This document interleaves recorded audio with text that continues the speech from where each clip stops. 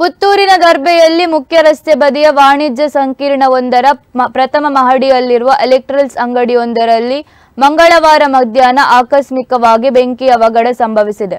ದರ್ಬೆಯ Rego building ಪ್ರಥಮ ಮಹಡಿಯಲ್ಲಿ ಕಾರ್ಯಾಚರಿಸುತ್ತಿರುವ ಕೆಮ್ಮಿಂಜೆ ಗ್ರಾಮದ ಬೆದ್ರಾಳ ನಿವಾಸಿ ಕೆಮ್ಮಿಂಜೆ ಷಣ್ಮುಖ ಸುಬ್ರಹ್ಮಣ್ಯ ಮಹಾವಿಷ್ಣು ದೇವಾಲಯದ ವ್ಯವಸ್ಥಾಪನಾ ಸಮಿತಿ ಅಧ್ಯಕ್ಷರಾದ ಕೇಶವ ಬೆದ್ರಾಳ ಎಂಬುವರ ಮಾಲಕತ್ವ ನಂದಿಕೇಶ್ವರ ಎಲೆಕ್ಟ್ರಿಕಲ್ ಸಂಸ್ಥೆಯ ಸರ್ವಿಸ್ ವಿಭಾಗದಲ್ಲಿ ಮಂಗಳವಾರ ಮಧ್ಯಾಹ್ನ ದಟ್ಟ ಹೊಗೆಯಿಂದಾಗಿ ಬೆಂಕಿ ಕಾಣಿಸಿಕೊಂಡಿದೆ.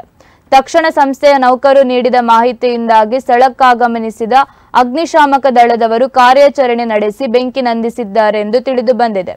ವಿದ್ಯುತ್ ಶಾರ್ಟ್ ಸರ್ಕ್ಯೂಟ್ನಿಂದಾಗಿ ಬೆಂಕಿ ಹತ್ತಿಕೊಂಡಿರಬಹುದೆಂದು ಶಂಕಿಸಲಾಗಿದೆ. ಅಂಗಡಿಯೊಳಗಿದ್ದ ಹಲವು ಎಲೆಕ್ಟ್ರಿಕಲ್ಸ್ ಉಪಕರಣಗಳು ಮತ್ತು ಸಾಧನಗಳು ಸುಟ್ಟಿ ಹೋಗಿವೆ. ಘಟನೆಯಿಂದಾಗಿ ಸುಮಾರು 30 ಲಕ್ಷದಷ್ಟು ನಷ್ಟ ಸಂಭವಿಸುವುದಾಗಿ ಮಾಲಕ ಕೇಶವ ಬೆದ್ರಾಳ ಅವರು ತಿಳಿಸಿದ್ದಾರೆ.